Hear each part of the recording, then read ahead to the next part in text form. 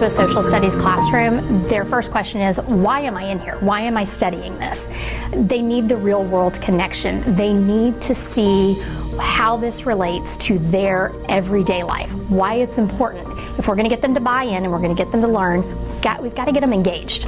Mr. Martinak came back from a principals conference and they did a demonstration, and he was excited about it and brought the idea to me, so I did a little bit of research and realized that this really was a great opportunity for our students. Well, reading a book for me is definitely not fun. I had never written a grant before. The process seemed very, very daunting and scary, but Mr. Martinak came and said, hey, look, I think this might be, the avenue for us to get the funding, because it was not going to be possible through just regular school funding. I got the email and I met Mr. Martinak at the front door the next day with the printed copy of the email that we had been granted the money for the funding. When they read it in a textbook, it's not real. But the minute they put on the VR goggles and they are experiencing whatever it is we're talking about, now it's real. The first time I used it, it was really cool, because whenever you're walking, it moves as you walk, so you kind of get an idea of the whole area, so you can see. It's almost like you're there. Whenever we were looking at the Hawaii one, you could see people making necklaces and dancing, and you can see how they use their resources for their culture and their needs. It's the next best thing to taking them on a field trip. It's a virtual field trip that we can do in a 45-minute class instead of having to take a 3-day class trip.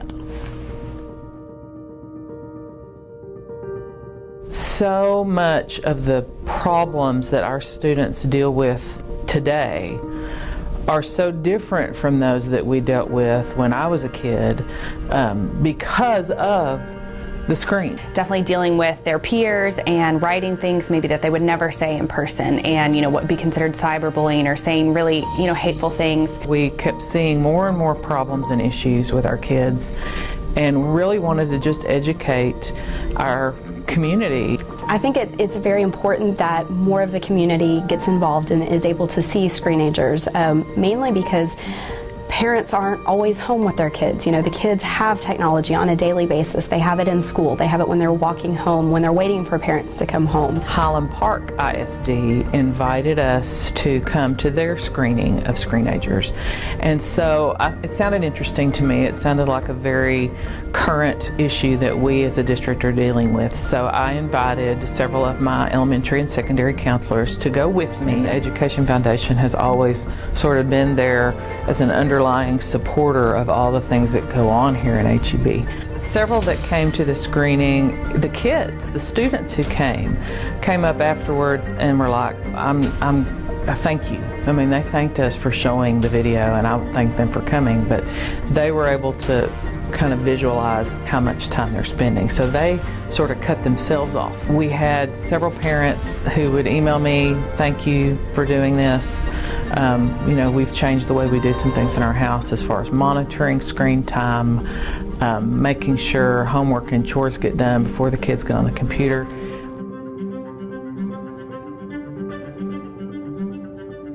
Always had a good amount of students come in before school started, between 7:30 and 8 every morning.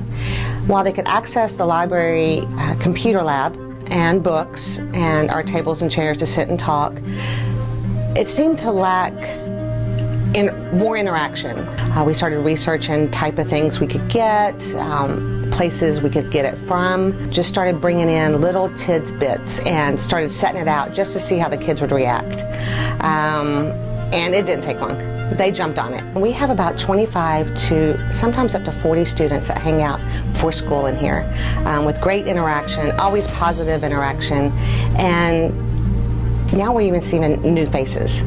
We might have something new in our makerspace, and the next day they've brought more friends because they want to see, and then they're liking it. My friends and I really enjoy doing it because it gives us something to do together. It allows them to see books as something that's interactive and helpful, and maybe while someone's playing with a robot or a roller coaster or sticks and straw, you can show them a really cool graphic novel or something really cool about history that relates to whatever it is they're doing in the makerspace.